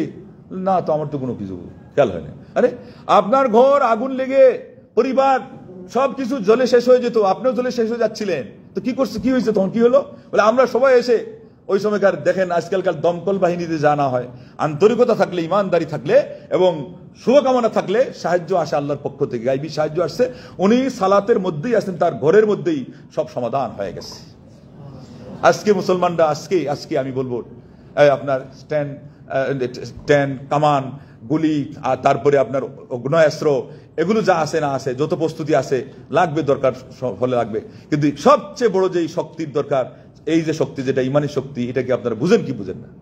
আর এই ইমানি শক্তির মধ্যে আজকে আমরা কতটুকু মাইর খাইছি এটার একটা অনুমান আমাদের আছে না নাই? ইমান আমানত, ওই কবি বলেছিলেন সবক পড়তি ফির সাদাকত কা শাজাআত কা আমানত কা কাম লিয়া জায়েগা তুঝসে দুনিয়া কি ইমামত কা। তুমি আবার সেই ক্লাস নাও, আবার ট্রেনিং নাও, সততার, সত্যনিষ্ঠতার, আমানতদারিতার, সৎ সাহসিকতার, প্রয়োজনে দুঃসাহসিকতার, তাইলে তোমার হাতে আল্লাহ রাব্বুল আলামিন এই সারা পৃথিবীর নেতৃত্বের চাবিকাঠি তুলে দিলেন। কোন জায়গায় মাইর খাইছি আমরা কোন জায়গায় মাইর খাইছি আর কোথায় এসে আমরা হাউতাশ করছি? আরেকজন বলেছিলেন আবু বকর সিদ্দিক রাদিয়াল্লাহু তাআলা আনহুর কান্না তোমার নাই? কানা বাক্কা আনিদা খারা আল কোরআন, যখন কোরআন পড়তেন, ইনি সাহাবী, তাও এটা নিলেন আপনি, কোরআন পড়তেন তখন জট জট করে অশ্রু প্রবাহিত হতো। আবু বকর সিদ্দিক রাদিয়াল্লাহু আনহু অন্তরটাই কিভাবে প্রস্তুত করেছিলেন। আর কার কাছ থেকে সেটা নিয়েছেন? সহিহ আবু দাউদ সহ, সুনান আবু দাউদ সহ অন্যান্য কিতাবে হাদিস আসছে, আল্লাহর নবী সাল্লাল্লাহু আলাইহি ওয়াসাল্লাম, আজকে আমাকে বলেন আপনি জুমার নামাজটা এইভাবে পড়ছেন কিনা। নবী সাল্লাল্লাহু আলাইহি ওয়াসাল্লাম প্রত্যেকটা সালাতে এইভাবে পড়তেন, ব্যাপকভাবে তার এই অবস্থাটা আসছে। কি তাহাজ্জুদ, কি ফরজ, কি জুমা, কি ঈদের সালাত, আনন্দের সালাত। বলে যখন নামাজে দাঁড়াইতেন, ইয়াতি সৌতু আল মিরজালি ওফি সাদরিহি আজিজুন কা আজিজিল মিরজালি মিনাল বুকা ও সৌতুন মিনার রাহা। আল্লাহর নবী সাল্লাল্লাহু আলাইহি ওয়াসাল্লামের বক্ষ দেশ থেকে উথলে ওঠা পাত্রের মতো করে আওয়াজ আসতো, দাউ দাউ করে অন্তর থেকে চাপা কান্নার আওয়াজ। ওটা ঢাকনা যেমন আটকাইয়া রাখছে, নাইলেও রাখতে পারতো না। সারা পৃথিবী সেই কান্না শুনে তারা অভিভূত হয়ে যেত। রিয়াকারীরও ভয় আছে এবং চাপা কান্না আল্লাহর নবী সাল্লাল্লাহু আলাইহি ওয়াসাল্লামের এটা আয়ত্তও আছে, এবং আল্লাহর জন্য কিভাবে সালাত পড়তেন এই কথা তার ট্রেনিং পূর্ণ মাত্রায় নেওয়াও আছে। উম্মতে মুসলিমার জন্য রিয়াকারী থেকে বিরত থেকে কিভাবে সালাত আদায় করতে হবে, আল্লাহর উদ্দেশ্যে খুশু খুজুস কিভাবে বাস্তবায়ন করতে হবে, তা করলে তার বাস্তব রূপটা মনের ভিতরে গিয়ে ফুটে উঠে অঙ্গ প্রত্যঙ্গের মধ্যে নেই। এই মুনাফিকি কান্নাকাটি নয়, টাপাকুপি এগুলো নয়, চোখ বন্ধ করে সালাত নয়, লাইট অফ করে ফজরের সালাত দিয়ে পরহেজগারি প্রমাণ করা নয়। অবস্থা যেখানে সেখানেই আছে, যেই পরিস্থিতি সেই পরিস্থিতি তার জায়গাতেই আছে। আমার মানুষটাও স্বাভাবিক আছে, হেলছে না, দুলছে না, কাঁপছে না, মানুষকে দেখানোর মতো কোনো কিছু তার অঙ্গভঙ্গির মধ্যে প্রকাশ পাচ্ছে না, কিন্তু চাপা কান্নায় তার অন্তরটা একেবারে শেষ হয়ে যাচ্ছে, জার জার হয়ে যাচ্ছে, সার খার হয়ে যাচ্ছে। বাহ! কিছু তওবার মধ্যে এমন তওবা আছে, শেখুল ইসলাম ইবনে তাইমিয়া রাহিমাহুল্লাহ বলেছিলেন, সূরা ফুরকানের ওই আয়াতগুলো দেখে নিয়েন, যে এমনও তওবা আছে যে তওবার কারণে উলাইকা ইউবাদদিলুল্লাহ সাইয়্যাতিহিম হাসানাত ওয়া কানা আল্লাহু গফুরার রহিমা। আর আজকের দিনে সারা পৃথিবীর ইতিহাসের যে কোনো দিন অপেক্ষা আজকের এই পরিস্থিতি সবচেয়ে বেশি বাংলাদেশে বাংলার মুসলমানদের জন্য অপরিহার্য যে তারা আজকে আল্লাহর কাছে এইভাবেই তওবা করবে, যেই তওবার মধ্যে অন্তরে জ্বলন এসে যায় যে আল্লাহ আমি এটা কি করলাম। নিজে নিজেকে নিয়ে হাউতাশ করে, একই বালিশে শীতান দিয়ে শুয়ে আসে স্বামী স্ত্রী, একজনের মাথা এখানে আরেকজনের এখানে, আল্লাহর ভয়ে কেঁদে এই বালিশ ভিজিয়ে ফেলেছে। খবর হয় নাই ফজর হওয়ার আগ পর্যন্ত, ফজর হয়েছে, সূর্য তার কিরণ ছড়িয়েছে, তখন দেখা গেছে যে বালিশটা তো ভিজা। একজনের নাই কাঁদছে, ওনার জানা মতো উনি কাঁদছে, আরেকটা শুকনা, তো দেখা যায় সব মিলে পুরাটাই ভিজা। তারপরে দু একবার এটা ডিসকাস হয়েছে বলে জানা গেছে এটাও ভিজা কেন, আর কি একটু হঠাৎ করে তারা এইভাবে ঢাকা দিতেন। কান্না এসে তো আল্লাহর ভয়ে নাক ধরে চলে যেতেন, কেউ বুঝতে না পারে আমি আল্লাহর ভয়ে কাঁদতেছি। টেকনিকও জানা আছে, এই টেকনিক আজকে সারা বিশ্বের সেরা বিজ্ঞানী এদেরকে আনেন, তারা এর এক অংশ বলতে পারবে সাহাবাদের মধ্যে যে টেকনিক ছিল, এবং টেকনিকসে তারা কোন জায়গায় কাজে লাগাইতেন আল্লাহকে রাজি করার জন্য। কান্না এসে গেছে করে এরকম একটা ভান দেখাচ্ছেন যে কাশি আসতেছে, এরপরে নাক ধরছেন যে চলে গেছেন বাইরে, গিয়ে ওখানে আরো কতক্ষণ কান্না করে চলে আসছেন। আল্লাহু আকবার, আল্লাহু আকবার। আমার এই কান্না যদি আল্লাহর জন্য হয় মানুষ দেখতে পাবে না, সর্বোচ্চ চেষ্টা করা হবে এটা গোপন করার জন্য। আজকে নাটক করে অভিনয় করে কান্নাটা দেখানোর ব্যবস্থা করা হয়। ছোটকালে আমরা ছাত্ররা তো দুষ্ট থাকে না, এবং ওই সময় সব ফাঁসও হয়ে যায়। ছাত্রদের মধ্যে যারা ভালো না, লেখাপড়া ভালো না, ওরা কিন্তু একটা পেশা ওই সময় থেকে ধরতো, এটা হলো বক্তৃতার পেশা। যারা লেখাপড়া জানে না, আমাদের সমাজে লোকজন বলে যার নাই কোনো গতি সে করে ইমামতি, কিন্তু আসলে ওই সময় ছিল ওই বক্তৃতা। আজকাল নেটের যুগে একটা পাগলাকে দেখতেছেন না, ওই ইংলিশ করে আসে, ওয়াজ করে সারা দুনিয়ার মানুষকে উপদেশ দিচ্ছে, যুবকদেরকে যুবতীদেরকে। ওটার তো ওই রকম কোনো মাঠ নাই না, এই জন্য বেচারা ওই ঘরে বসে বসে মাইক ধরে এগুলো করতো। এটা পেশা, এটা বিনা পুঁজির ব্যবসা। তো আল্লাহু আকবার, সে নিজে এসে বলতেছে যে তখন তার ওই টিস্যু তো ব্যবহার হইতো না, যে হাত রুমাল, এই যে এখানে একটা আজকে দেখছে আপনারা, এই বক্তারা করতো কি পানি দিয়ে ভিজাইয়া হাত রুমাল ব্যাগের মধ্যে রাখতো, আর এরপরে যখন ইমোশনাল কোনো কথা আসতো তারপর এটাই মুছতেছে। আসলে পানিটা শোকের না, পানিটা এইটা হ্যাঁ। এইরকম করে ওয়াজের মঞ্চে আজকে থেকে যদি 2-3 যুগে মুনাফিকি করা হয়, গাদ্দারি করা হয়, প্রতারণার কাজ করা হয়, এই দেশের জাতিকে আল্লাহ সাহায্য করবেন, আর এই ওয়াজ দিয়ে মানুষের হেদায়েত হবে। এগুলো চলছে। আর আজকালকার যুগে বেসামাল, বেহিসাব, বিনা পুঁজির ব্যবসা, ওয়াজের মাহফিলকে চোখের সামনে আমরা দেখতে পাচ্ছেন। বক্তা সাহেব নবীর না খেয়ে থাকা, 2 মাস চলে গেছে, 3য় মাস অগ্নি জাল দিয়ে, আগুন দিয়ে জাল দিয়ে সিদ্ধ করার কিছুই নাই, আমি এটা বলতে রাজি না। মেহমানদারি যদি করে হক হালালভাবে কেউ খাওয়ায়, ডিমান্ড ছাড়া যদি কেউ কাউকে 1 লাখ একবার দিয়ে দেয়, এটাতে আমি আমার নারাজগি নেই, অসন্তুষ্ট না। আলিমদেরকে দেওয়ার দরকার আছে, আলিমদের টাকারও প্রয়োজন আছে, কিন্তু আপনি ডিমান্ড করে আগেই বলবেন আমার অ্যাকাউন্টে অর্ধেক পাঠিয়ে দাও, ঠিক আছে? এগুলো বলে কি বলে না? তারপরে আমার খাবারের মেনু তো আমরা হোটেলে গিয়ে দেখি, বক্তা মেনু পাঠায় যে আমার এই তালিকা লাগবে। বারে বাহ, প্রত্যেকটা ওয়াজ মাহফিলে যদি মেনু সহ খাইয়ে সামাল দেয় কেমনি, ওই যে আবার ওখানে গিয়ে সাবার হয়ে যায়, হালাল হয়ে যায়। তা না হলে তো এগুলো ডায়াবেটিসে ফেটে যেত, ব্লাস্ট হয়ে যেত বউ আগে যে পরিমাণ মানুষের ঘরে খাওয়া যেটা, আর আয়োজন যেটা, রকমারি আইটেম 1 ডজনের চেয়ে কম না। এগুলো কেন ডিমান্ড করে করা হবে? আগের যুগে কিছু বক্তা করতেন, এটা তার অসুখ বিসুখ ছিল, যে এটাতে তার ডাক্তার মানা করছে যে আপনাকে এটা থেকে বাঁচতে হবে, এটা ঠিক আছে। কিন্তু এখন যেটা হচ্ছে, আপনি যেটা ভারী বুঝি অতি বুঝি হইতে গিয়ে পাইছেন জনগণকে, মাশাআল্লাহ তারা আজকে আলেমদের সম্মানে সব বিলিয়ে দিচ্ছে, কিন্তু আপনি এত কেন করবেন? যেই মাদ্রাসাকে কেন্দ্র করে মাহফিলটা হয়েছে, ওই জরার জন্য বিল্ডিং দেখলেও তো আপনার চোখ দিয়ে পানি আসার কথা। তাইলে আল্লাহর ভয় আমাদের আসলে আছে? ওই মাদ্রাসার যে এতিমগুলো যে ডাল খায়, অনেকে বলছে কওমি মাদ্রাসার ডাল দিয়ে আজকে অজু হয়ে যেতে পারে। আসলে তো রং যেহেতু বলতে গেছে হবে না, মানে বুঝাচ্ছে এটা যে এত পাতলা, সামান্য কিছু ডাল ওই ডেগের নিচে পড়ে আসে, আর বাকি ওগুলোতে পানি টানি নাড়াছাড়া দিয়ে কিছু মশলা ঢাইলে দিচ্ছে সমানে খাওয়ায়। আর আগে তো একটা প্রবাদই ছিল যে ডাল না খাইলে আলিম হয় যাবে না। এখন যাদের টাকা পয়সা আছে ছেলেদেরকে দিয়ে দিচ্ছে কিন্ডার গার্ডেনে, আল্লাহ আল্লাহ, ওরা মেনু অনুযায়ী খাচ্ছে, এখানে শরীর ঠিক হচ্ছে। এই জন্য দেখেন এখান থেকে আবার অত বড় আলিম হচ্ছে না। ভালো আলিম হইতে গেলে কিন্তু কষ্ট করাই লাগে। তো যাই হোক, সৎভাবে করা লাগবে, সিলেবাস তাওহীদ ও সুন্নাহ ভিত্তিক আবার হওয়া লাগবে। খালি খামাখা আন্দাজে খালি গতানুগতিক কিছু সিলেবাস দিয়ে আজকে এদেরকে মিসগাইড করলে হবে না। এত কষ্ট করে যারা পড়তেছে, আমাদের পড়াশোনার সময় বগুড়া তো মরিচের চাষ হইতো, আমার নিজের ক্লাসে বলতো যে বাবা বাবা, ভাইরে ভাই, বাবা মরিচ বিক্রি করে আমাকে দিয়েছে টাকা, আমার টাকা যেন অযথা না যায়, আমাকে হেল্প করেন, আমাকে একটু সাপোর্ট করেন, আমি পরীক্ষায় পাশ করতে চাই।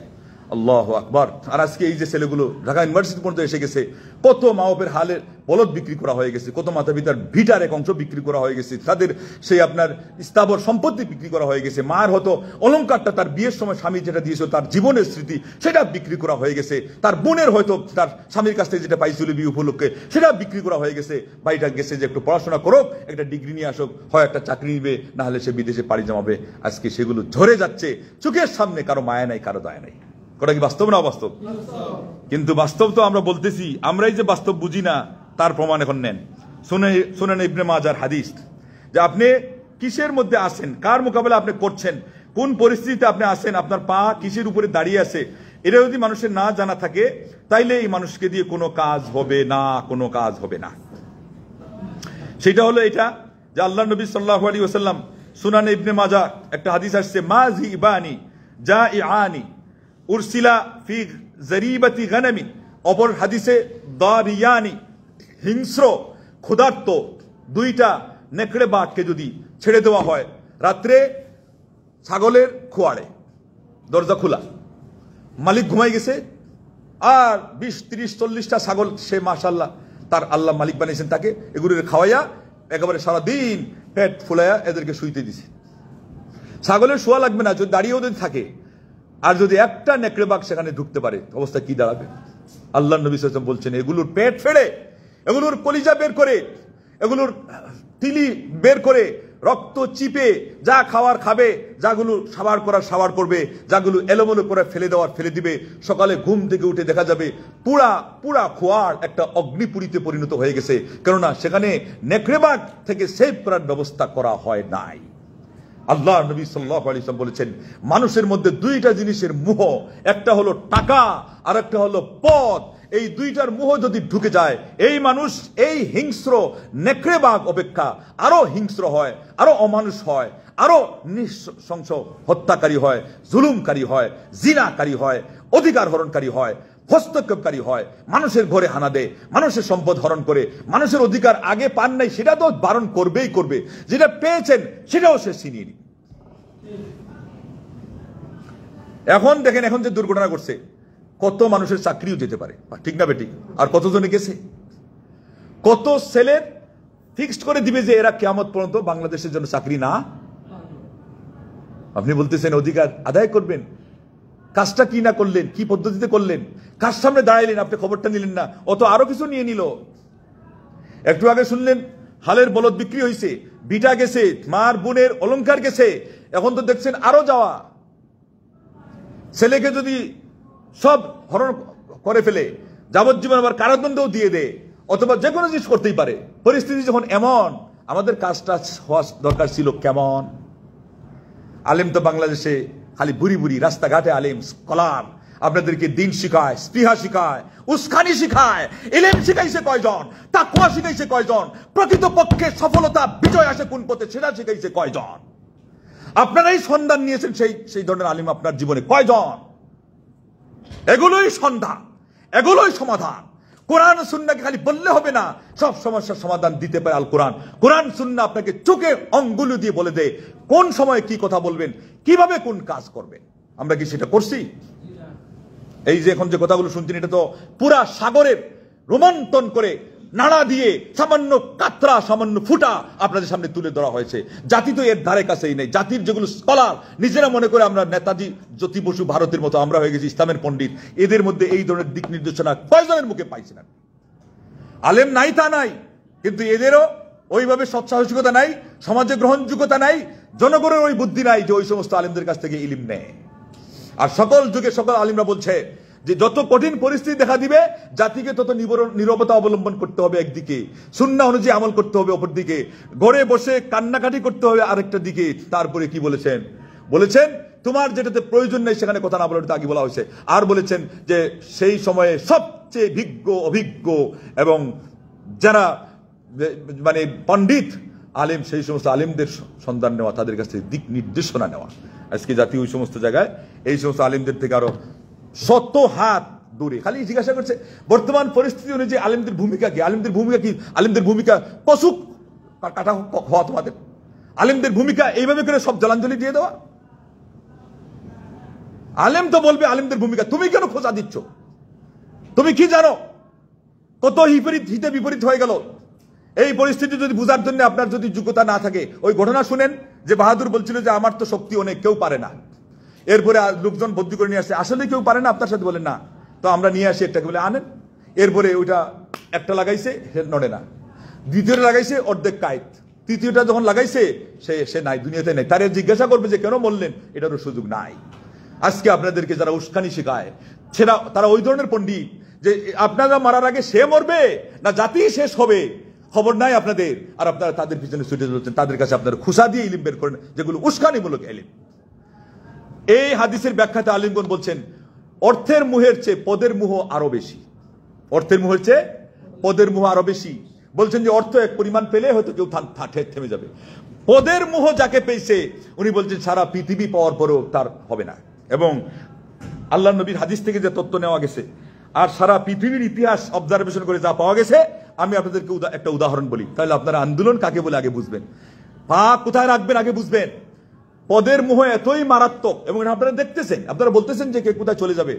একটা মুহূর্ত যদি থাকার মতো খালি আশ্বাস পায়, কেউ বলে দে কোন প্রভু যে আমি আসি, তোমার লাগাম তুমি আমি আগে ধরে রাখছি, এত ভয় পাওয়ার দরকার নাই, তাহলে ইউরোপ কেন আর আমেরিকা কেন, পৃথিবীর স্বর্গে পাঠাইলেও যাবে না, কেননা ওই জায়গায় তো এই পদ নাই। মানুষ সবচেয়ে বেশি মুহে পড়ে পদে। তার এখানে এসে কেউ নমনম করবে, তাকে সার বলবে, তার সেবার জন্য দেখবে পেয়াদা, পুলিশ, দালাল, যেগুলো একটু বলছিলাম চাটুকার, আপনি অমুক, আপনি মহোদয়, এইগুলো শব্দ শোনা, টাকা পয়সা যখন হয়ে যায় আর তো কিছুই নাই, এখন এগুলো চায়।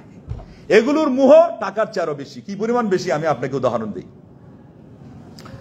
দেশের যারা প্রেসিডেন্ট হয় আর যাদের মনের ভিতরে পদের মোহ ঢুকে যায় ঠিক মতো, আর আজকাল তো আপনারা দেখতে এসেছেন, আমার বলার দরকার নেই, এবং কোন দেশে আমার সেটাও বলার দরকার নেই।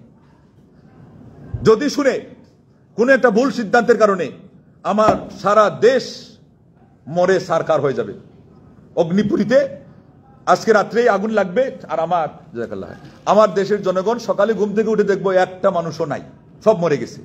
কিন্তু একদিনের হলো রাজত্ব চালানোর আমার এই পথ ধরে রাখার ব্যবস্থা আছে, কোন এই গদিদারি যারা, এরা গদি ছাড়বে না। সারা দেশ যদি মরে যায়, আপনি এখন ওই যে একটা ছেলে যুবক ছেলের বুকে মারি দিল, কেমনে কেমনে মারলো তোর দেয় না, এগুলো বলতেছে। দেখেন না কিছু চেহারা সুরত, বুঝেন না কিছু কথার ভাবভঙ্গি, বডি ল্যাঙ্গুয়েজ কিছু বুঝেন। আজকে মাহে মুহাররম, এটা শিয়াদের কাছে দুঃখ বেদনার মাস, আমাদের কাছে এটা আনন্দের মাস। বরকতের মাস, আনন্দের না? সারা মাসে আল্লাহ নবী সাল্লাল্লাহু আলাইহি ওয়াসাল্লাম বলছে সবচেয়ে প্রিয় রোজা মুহররম মাসে, রমজানের পরে পরে। আর বলেছেন একটা রোজা আশুরে যেটা গেল 1 বছরের গুনার কাফারা, আপনাদের এটা হলো আধ্যাত্মিক আনন্দের মাস। শুক্রবার দিন তো ওইরকম কোনো ঈদ না, কিন্তু এরপরে আমরা আনন্দিত কেন? আপনার অন্তর পুলকিত কেন? নামাজটা পড়ছেন, কিছু কোরআন তিলাওয়াত করছেন, সূরা কাহফ যারা পড়েন নাই আজকে বলবো এখন থেকে পড়েন।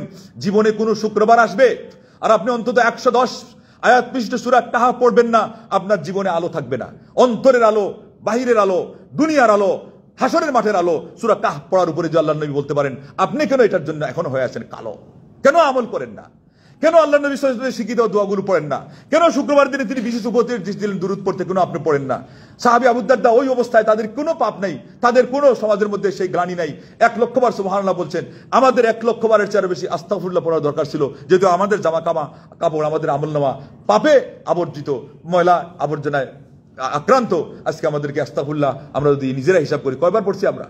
আর যদি কেউ পড়ে গিয়ে দেখেন কোন হুজুর, কোন সিলসিলা, কোন পীর তাকে কয় তসবিহ পড়তে বলছে, সে সেটা ফলো করতেছে, আল্লাহর নবীর সুন্নতের দিকে তাদের খবরও নেই। জাতিকে কিভাবে আমরা নষ্ট করছি, বিভ্রান্ত করছি, আল্লাহ রাসূল থেকে সরাইছি, আমাদের আসল কেন্দ্র থেকে সরাই ফেলছি। কোন জাতি, কোন গোষ্ঠী, কোন সম্প্রদায় তার মূল কেন্দ্র থেকে যদি সরে যায়, ওই জাতির সফলতার কোন স্বপ্নও দেখা লাগবে না। আজকে আমলের নামেও একদল আমাদেরকে সুন্নাহ থেকে সরাইছে, সরাইছে কি সরাই নাই? ইমানের নামেও আজকে আমাদেরকে একদল তাওহীদ থেকে সরাই রাখছে, আর আরেক দল তো মোহ ছড়াই দিছে। ওই ঔপনিবেশিকতা যেটা ব্রিটিশের মাধ্যমে হয়েছিল, আমাদের মেরুদণ্ড ভেঙে খান খান হয়ে গেছিল। আজকে আমাদের ধর্মীয় পরিবেশ অন্যান্য দেশের চেয়ে কম কেন? যত বেশি ঔপনিবেশিকতার মাধ্যমে আমরা প্রভাবিত হয়েছি, আমাদের পোশাকে, আশাকে, আমাদের বেশভূষা, আমাদের আচার অনুষ্ঠান এগুলো প্রকাশ পেয়েছে, এর মাধ্যমে তো আমরা কালচার আমরা পাল্টাই ফেলছি।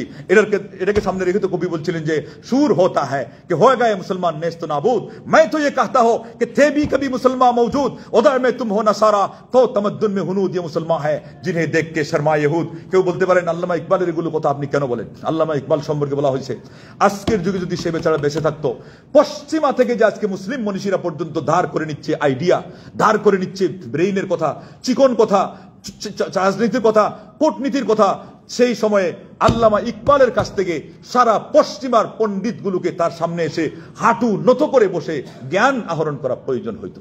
তাকে আল্লাহ এই পরিমাণ পাণ্ডিত্য দিয়েছিলেন, কূটনীতি দিয়েছিলেন, রাজনীতির বিদ্যা দিয়েছিলেন, পরাঙ্গমতা দিয়েছিলেন, শক্তি দিয়েছিলেন, দূরদর্শিতা দিয়েছিলেন। আর আল্লাহ বিরুদ্ধে কতটুকু ছিল আপনারা জানেন।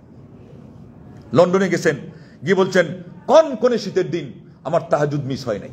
অথচ আজকে আমরা বুখারী পড়াই, আমরা সারাদিন দর্শ দেই, আমাদের কত স্কলারের মাসের পর মাস তাহাজ্জুদ কাজা হয়ে যায়, খবর নাই। আরামে এসির নিচে শুয়ে আছি, অত কষ্ট হয় নাই, অত সমস্যাও নাই আমাদের, আলহামদুলিল্লাহ। সাহায্যটা কেমনে আসে আমাকে বলে? ওই সময় কি সাহায্য আসছিল কিনা? ওই সময় তো আসে নাই। তাহলে আর ওই সময় মানুষের অবস্থা কত ভালো ছিল। দরকার ছিল ওই মানুষের, ওই যে রঙ্গিলা রসুল যে লেখছিল, তাকে হত্যা করেছিল কে? তার নাম কে বলতে পারেন? ওই লোকটার নাম কি? ছোট বয়সের একটা ছেলে, যার মনে আসবে আপনারা বলবেন। কেউ কেউ 2টা মানুষের নাম বলছিলেন, কিন্তু সে একটাই মানুষ। তার জানাজায় গিয়ে আল্লামা ইকবাল বলছিলেন যে, তার ভাষায় বলছিলেন, তুমি তো পূর্ণতা দেখিয়ে দিয়েছো, তুমি তো কামাল করে ফেলেছো, তুমি তো ইমানের আসল পরিচয় আমাদেরকে দিয়ে দিছো। আমরা হায় আফসোস, আমরা যদি তোমার কিয়দাংশ আদায় করতে পারতাম। আল্লামা ইকবাল যখন দেখছেন যে সে আল্লাহর নবী সাল্লাল্লাহু আলাইহি ওয়াসাল্লাম ভালোবাসার কারণে রঙ্গিলা রসুল রেখে আমার নবীকে লিখে অপমান কেন করলো? সে তার ওই সামান্য পয়সা দিয়ে তার সংসার চলে না, কিন্তু ওইটা দিয়ে একটা যেটা দিয়ে তারা হত্যা করবে, যে ওই সময়কার যেটা ছিল দা, ওইটা কিনে তারপরে সরাসরি সেখানে গিয়ে হত্যা করে ফেলেছে। বলেন আল্লাহু আকবার। ওই বর্তমান পরিস্থিতির কারণে আমি হারিয়ে ফেলছি না, তার নামটা তো মুখস্থই। কিছু পরিস্থিতি আছে না, সেখানে নিজের নামই অনেক সময় আসে না, আল্লাহ মাফ করুক। তো এটা প্রসিদ্ধ, সবার জানা। তাইলে আল্লামা ইকবাল কেন আক্ষেপ করলেন আর বললেন আজকে যদি আমি ইকবাল তার জায়গায় হইতাম, কেন? ওই ইমান দরকার। তাইলে ওই লোকটা এই ইমানটা দেখাইতে পারছে, এটা আল্লামা ইকবাল পারেন নাই। সেখানে লক্ষ লক্ষ কোটি কোটি আলেম উলামাও ছিলেন, তারাও পারেন নাই। তাহলে আমি ওই দিকে যাচ্ছি না যে ঘটনা কতটুকু মানে ইসলামের স্বীকৃতি করে আসে না আসে, কিন্তু ইমানের যে পরিচয় দিতে পেরেছি এবং এটার উপর আল্লামা ইকবাল যে তার অনুভূতি ব্যক্ত করেছেন, আমি সেটা বলছি। তো আলিমগণ বলেছেন যে পদের মায়া এত আমি আপনাদেরকে বললাম কি, যে যদি একটা মুহূর্ত রাজত্বের এই এটা টুপ, এটা এত এই মিষ্টির, এটার মানে মিষ্টতা এত বেশি মানুষকে মানে মোহিত কি, তাকে পাগল করে ফেলে, উন্মাদ করে ফেলে, যে সে ওটার সামনে কাউকেই দেখে না, বাপকে দেখে না, মাকে দেখে না, ছেলেকে দেখে না, এমনি মায়া কান্না নিয়ে সবাই আসছে। আজকে কালো কাপড় পরতে হবে, মহরম মাসে কালো কাপড় কিসে? এটা শিয়াদের সংস্কৃতি। তারা এই মাসে বিয়ে করতে দেয় না, বিয়ে করবেন আপনি ছুটি দিকে, বাসর করতে দিবে না, আসেন না এরকম, এই মাস সুখের মাস, এটা শিয়াদের ধর্ম। শিয়ারা হলো ইহুদি দিচ্ছে আরো খারাপ। ওই যে আগে একটা ঘটনা শুনছেন, খারিজি কি করলো, ইহুদি যেটা মেনে নিল না, একটা মুসলমানকে জানতো জীবিত অবস্থায় চামড়া তোলা, খারিজির কত খারাপ মন। তাইলে পরেজগার হলে হবে না বাপু, মানুষ হওয়া লাগবে আরো আগে। আর এই মানুষের স্লোগান দিয়ে যাচ্ছে এই অকিঞ্চন বহু যুগ আগ থেকে, কেউ শুনে না, আলেমরাও শুনে না, স্কলাররা শুনে না, ছাত্ররা শুনে না, দেশে পড়ুয়ারা শুনে না, বিদেশে পড়ুয়ারা শুনে না, ইংরেজি শিক্ষিতরা শুনে না, কেননা এর মাহাত্ম, এর মর্ম মানুষ বুঝে না। যে মানুষ হওয়া সবার আগে। মানুষ যদি মানুষের অধিকার ঠিক মতো বুঝে যেত, ওই যে ইমাম গাজালি বলছেন যে আল্লাহ পাক ওই কুফরি রাষ্ট্রকেও আল্লাহ রাব্বুল আলামিন টিকিয়ে রাখেন, ইনসাফ থাকতো। মানুষ যখন মানুষকে মানুষ হিসেবে তোয়াক্কা করে না আর ইনসাফ রাখে না, বাপের উপরে আঘাত হানে, শিক্ষকের উপরে চেয়ারের খুঁটি দিয়ে আঘাত হানে এবং শিক্ষককে হত্যা করে, এরকম ঘটনা ঘটছেই ঘটনা বাংলার জমিনে। আবার শিক্ষককে এমন অনাদর্শ শিক্ষক যে গুলি করে ক্লাসে তার ছাত্রকে মেরে ফেলেছে, এরকম ঘটনা ঘটছে কি ওঠে নাই?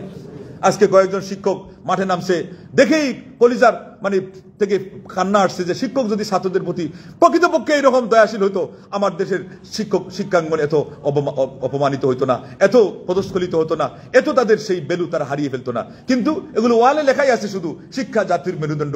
শিক্ষকতা আজকে সেইভাবে হয় না, ছাত্ররাও আজকে সেই নিয়তে লেখাপড়া করে না। মানুষ আজকে গড়ার জন্য এই যে কারখানাগুলো, এইগুলো মনেই করে না, এগুলো সব ডিগ্রি নেওয়া।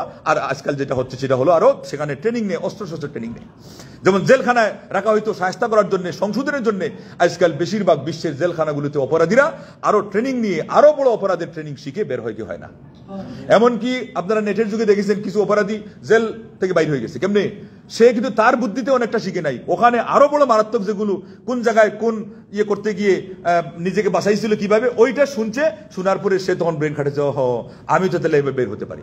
কোনোটা মাটি খুঁড়ে কয়েক মাইল ওইদিকে দূরে গিয়ে বের হয়ে গেছে, কোনোটা কিভাবে ডিঙ্গিয়ে উপর দিয়ে বের হয়ে চলে গেছে। তাইলে জেলখানা আসল সমাধান নয়, ইসলাম আসল সমাধান। এই জন্য বিধর্মীরা যখন ইসলামের উপর আপত্তি এনেছে, আপনাদের এখানে হাত কাটার বিধান কেন? আমরা বলি বাবা কল্লা কাটার বিধানও আছে, তুমি কি বুঝবা? তুমি আগে ইমানদার হও, মুমিন হলে তুমি কোরআনে যত বিধান আসে এইগুলোকে তুমি দেখবা তোমারও স্বার্থে, অন্যদেরও স্বার্থে। আল্লাহ বলছেন ওয়ালাকুম ফিল কিসাসি হায়াতুন ইয়া উলিল আলবাব, ওয়াফিল কিসাসি হায়াতুন ইয়া উলিল আলবাব। আল্লাহু আকবার। এই হত্যার মধ্যে, হত্যার বদলে হত্যার মধ্যে মানে হায়াত মানুষের জীবন, পুরো জাতির জীবন যদি কেউ শিক্ষা নিতে পারে, কেন ওইটা দেখে মানুষ উপদেশ নেবে। এই জন্য ইসলামের দণ্ডবিধির জন্য কি দেওয়া আছে? সৌদি আরবে ছাড়া আর কোনো জায়গায় দেখবেন না। দিরা মসজিদে গেলে দেখবেন শুক্রবার দিনে কল্লা কাটা হয়, শাস্তি যেটা হাত কাটা হয়। কিন্তু কেন ওখানে করা হয় দিরা মসজিদে, জুমাবারে কেন, এবং মাঠে, খালি মাঠে কেন? বিরাট একটা সংখ্যা মানুষ সেটা দেখবে, দিব্যি দেখবে। আর আজকাল তো নেটের যুগে আমরা দূর থেকে দেখতে পাচ্ছি। কেন? ওয়ালিয়াশহাদ আযাবাহুমা তাইফা। আল্লাহ কোরআনে বলছেন যে তাদের এই শাস্তি যেটা দেওয়া হচ্ছে, ওই সময় জিনাকারদের বলা হচ্ছে যারা বিবাহিত হলে কোমর পর্যন্ত মাটিতে পুঁতে পাথরের আঘাত দিয়ে তাদেরকে উঠায় দেওয়া। বলছে এগুলো দেখলে অন্যদের মনের ভিতরে ভয় ঢুকবে, জীবনে আর কোনোদিন আরেকজনের মেয়ের প্রতি চোখ তোলা তো দূরের কথা, তার সাথে তার নাম্বারটা নিয়ে গোপনে কথা বলার পর্যন্ত সাহস আর কোনোদিন হবে না। আজকে অনায়াসে এই শুক্রবারে খোঁজ নিয়ে দেখেন কত যুবক, কত আপনার আপনজনদের কত মেয়ের সাথে হয়তো কথা বলতেছে, আপনি জানেন না, আছে না নাই? আর কত ঘর খারাপ হচ্ছে, কত সংসার ভেঙে খান হয়ে যাচ্ছে। পশ্চিমাদের ওখানে কুকুর শ্রীগালের যেমন শ্বশুর বাড়ি নাই, তাদের শ্বশুর বাড়ি নাই।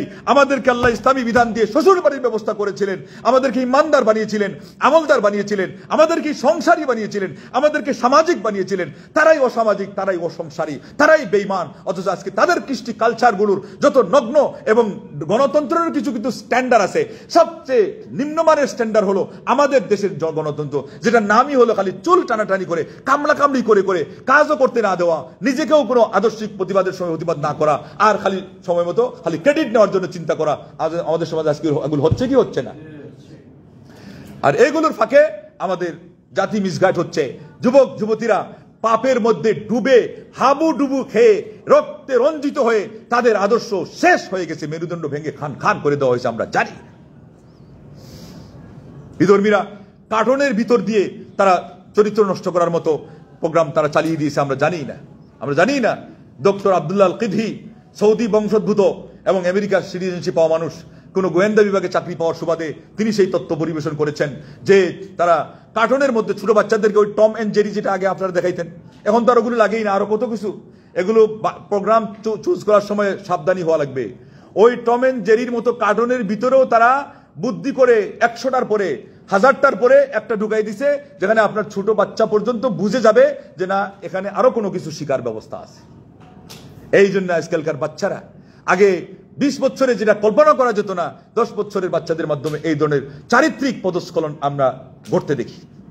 শিখে যায়, ট্রেনিং দেওয়া হচ্ছে, আর আপনার নাকে তেল দিয়ে এখনো ঘুমাচ্ছেন। আসল যুদ্ধ কোনটা? আসল যুদ্ধ আজকে স্নায়ু যুদ্ধ চলছে, সংস্কৃতির মায়ের চলছে। আমাদের কাছ থেকে দাঁড় করে নেওয়া বিদ্যা নিয়ে তারা আজকে তাদের বুদ্ধির পরিচয় দিয়ে তারা আজকে ট্রেনিং দেয় ব্যবসায় কেমনে সফল হওয়া যায়, তারা আজকে ট্রেনিং দেয় এটা ক্যারিয়ার কিভাবে গড়া যায়। এই যে আমাদের সমাজে যেগুলো যে ট্রেনিং দেয় ক্যারিয়ারের, এগুলো বেশিরভাগ তারা তথ্য নিচ্ছে কার কাছ থেকে? বিধর্মীদের কাছ থেকে। আর ওরা নিচ্ছে কার কাছ থেকে? আমাদের ইসলাম থেকে। এই জাতির উন্নতি কেমন হবে? উমর ইবনে খাত্তাব যদি এসে দেখেন আমার টেকনিক ইংরেজ নিয়ে রাখছে আর ওখান থেকে কিনে আনতেছে আমার মুসলমান সন্তান, ওমর ইবনে আব্দুল আজিজ বলি যদি দেখেন যে আমি রাষ্ট্র চালাইছি কিভাবে, এই টেকনিকটা বিধর্মীরা নিয়েছে, আর এখন আমাদের অনুসারীরা তাদের কাছ থেকে কিনে আনে, তাদের শিষ্য সেজে ওদের কাছে ইমান বিক্রি করে এগুলো এনে তারা সাপ্লাই দিচ্ছে। তারা আজকে কি পরিমাণ বিলাপ করে রুদন করে কাঁদবে কেন? তাহলে কোরআন সুন্নাহ আছে ঠিকই, আমরা সমাধান নেই। অমিনাল আজাইবি ওয়াল আজাইবি জুম্মাতান কুরবুদ দাওয়াই ওয়া মা ইলাইহিল উসুলু কাল ঈসি ফিল বাইদা ইয়াকতুলুহা যামাউ ওয়াল মাউ ফাওকা যুহুরিহা মাহমুলু।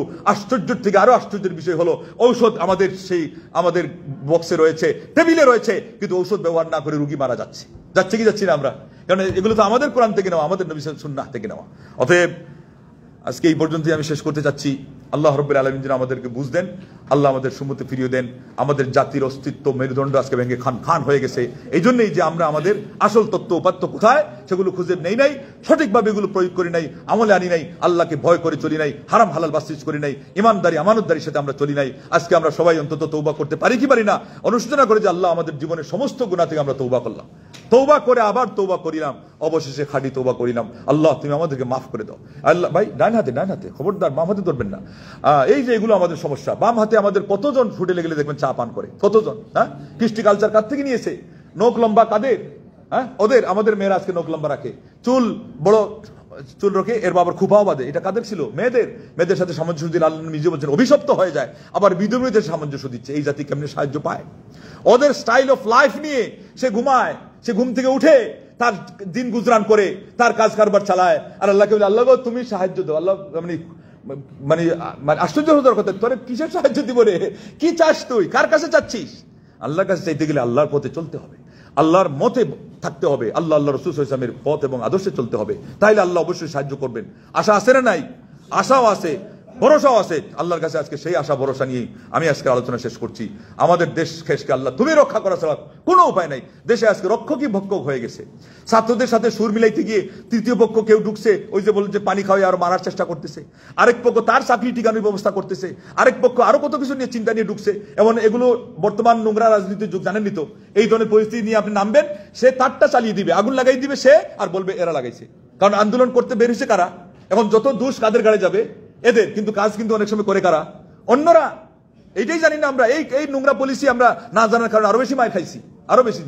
একটা তো হলো ঢাঁচা নাই ধর্মীয় দিক থেকে, আরেকটা হলো নোংরা রাজনীতির সাথে তারা কিভাবে কোন পথে আসে ওইটার যে ট্যাকেল দিতে গেলে ঠান্ডা মাথায় কি বুদ্ধি করতে হবে পরামর্শ করে সকল ঘরানার আলিম উলামা, সকল ধরনের আজকে ছাত্র শিক্ষক এবং মাদ্রাসা স্কুল কলেজ সহ এই লাইনের সবাইকে একমত হয়ে যে কোনো একটা সিদ্ধান্ত নিত, এবং সেটার নিতে যদি সুন্নতি পন্থায় আমার মনে হয় তারা যদি টেলি কনফারেন্স করতো অথবা বৈঠক দিয়ে তার কাছে বোঝাপড়া করার জন্য সারা অঞ্চল থেকে, দেশ থেকে, আপনার বিভাগ থেকে, ডিস্ট্রিক্ট থেকে প্রতিনিধিরা গিয়ে সেখানে চাপ সৃষ্টি করতে বলে অপেক্ষা করতেছে। এখানে অশনির সংকেত না, একেবারে হামলা, যে হামলাতে কিছুই টিকবে না, তাইলে সিদ্ধান্ত অবশ্যই এসে যেত। যেটা কথা এখন বলতেছে যে আমরা পার্লামেন্টে বসতেছি, আমরা শোনাচ্ছি, এটাও শুনতেছে না আর বসাও হচ্ছে না। ওই 9 মণ ঘিও হবে না আর হাতিও উঠবে না, আর আমাদের কাজও চলবে না।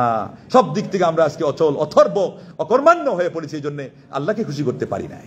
সঠিক পদ্ধতি আমরা জানি না, আসল রাজনীতি, আসল কূটনীতি এগুলো আমরা পড়ি না, এবং যেখান থেকে যেভাবে নেওয়ার সামনে নেই না। আল্লাহ তুমি আমাদেরকে মাফ করো, আমাদের পাপের কারণে দেশটাকে ধ্বংস করে দিও না আল্লাহ, আমাদের দেশকে রক্ষা করো, জাতিকে রক্ষা করো বলে আমিন। ওয়া আখিরু দাওয়ানা আনিল হামদুলিল্লাহি রাব্বিল আলামিন। আসসালামু আলাইকুম ওয়া রাহমাতুল্লাহি ওয়া বারাকাতুহু।